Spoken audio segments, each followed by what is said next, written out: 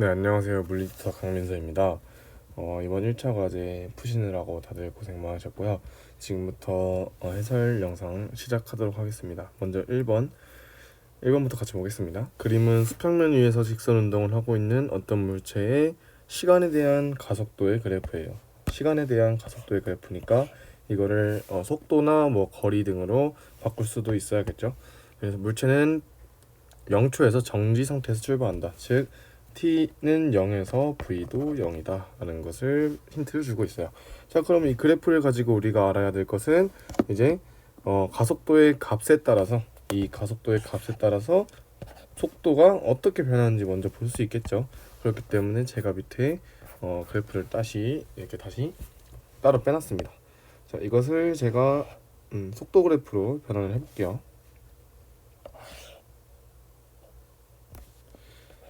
자, 이런 식으로 일단 그래프를 그려주고요. 자, 가로축은 똑같이 시간 세크, 그 다음에 세로축은 속도 벨로시티 미터 퍼 세크 이렇게 되겠습니다. 자, 그러면은 이 가속도 값을 가지고 속도 값을 이제 유추해 봅시다.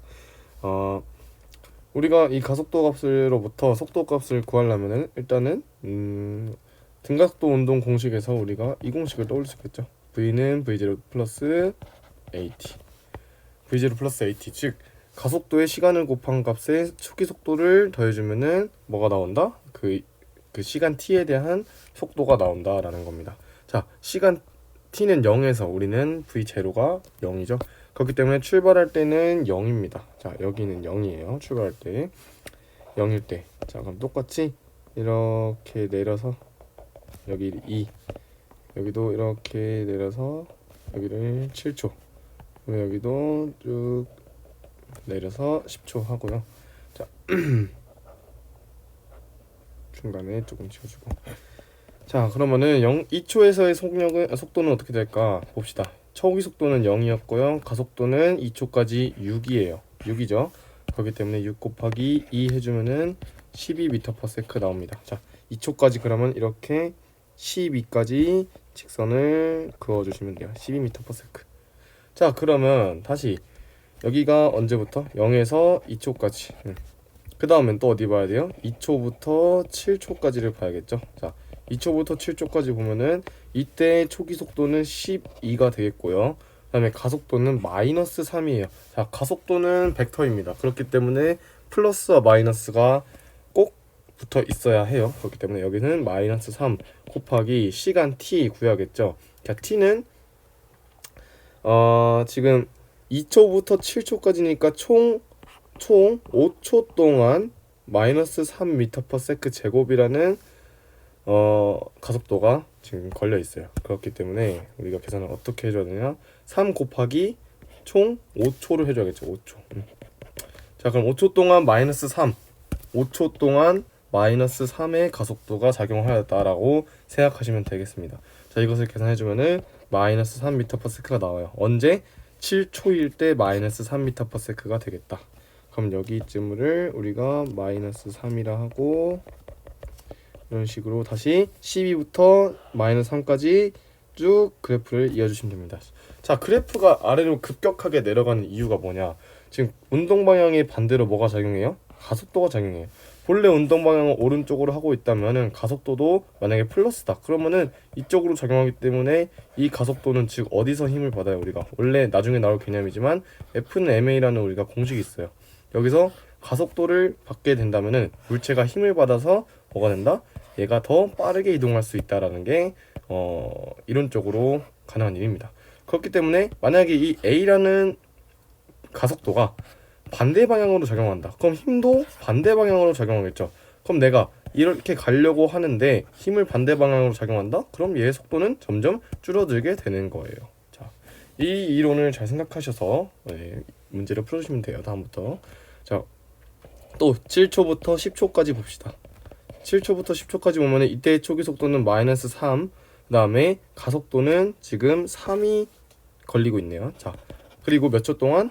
7에서 10이니까 3초 동안 걸리고 있습니다. 자, 그럼 얘를 구해주시면은 6m/s가 나와요. 언제? 10초일 때 6m/s이다.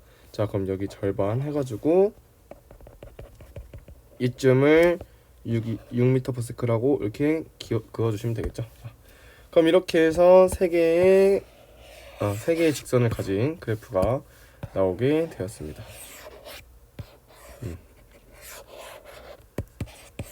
이런 식으로 좀 옆에다 쓸게요.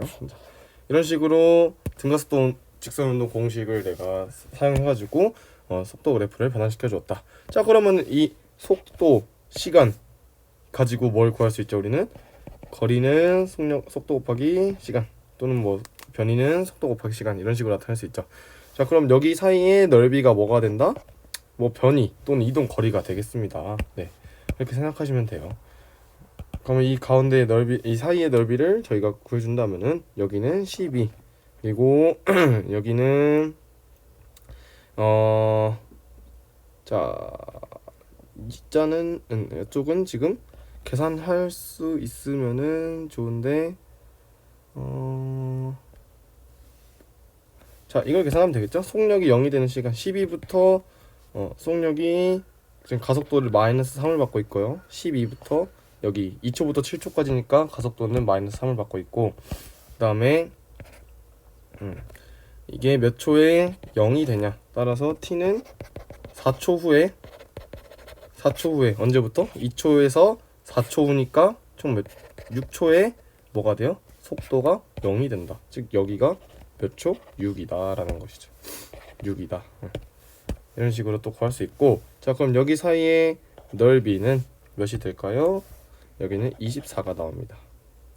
네, 여기는 1.5, 여기는 또 구해주시면은, 자, 속력이 두 번째, V는 자 -3, 초기 속도 여기에서부터 여기까지 가는 거예요. 이제 -3이고 가속도는 3이 걸리고 있네요. 그럼 T 언제 속력이 0일 때 보자. 그럼 T는 1초 후 이렇게 되겠네요. 자, 그럼 즉 7초부터 1초니까 이 점은 8초가 되겠습니다. 그럼 여기에 넓이도 몇? 1.5가 나온다. 그럼 여기는 넓이가 또 6이 나오겠죠. 이런 식으로 이제 각각 이동한 거리 또는 변이를 알 수 있는 거예요. 자, 그럼 이걸 가지고 우리가 뭘 보자? 문제를 다 풀 수 있다. 자, 이렇게 기본적인 거를 먼저 해놓으시면 나중에 문제 풀기 편해집니다. 네. 특히 이 운동력학은 더 그렇습니다. 자, 이렇게 10초 동안 그럼 물체의 운동 방향이 바뀌는 수는 몇 번일까요? 뭘 보면 돼요? 물체의 운동 방향이 바뀐다? 속도의 방향을 보면 됩니다. 속도의 방향 또는 부호. 자, 속도는 벡터예요. 그럼 플러스 마이너스를 가지고 있죠. 내가 오른쪽으로 이동하는 애를 내가 플러스라고 할 때는, 그럼 반대 왼쪽으로 이동할 때는 마이너스예요. 그러면은 속도의 부호가 바뀐다? 즉 물체의 운동 방향이 바뀌었다는 소리겠죠. 자, 언제 바뀌었어요? 여기 속도의 부호가 바뀌었을 때 6초일 때 플러스에서 마이너스로 바뀌었죠. 또 8초일 때 마이너스에서 플러스로 바뀌었죠. 그렇기 때문에 한 번, 두 번 바뀌었습니다. 그래서 답은 두 번이 정답이겠죠. 네, 죄송합니다.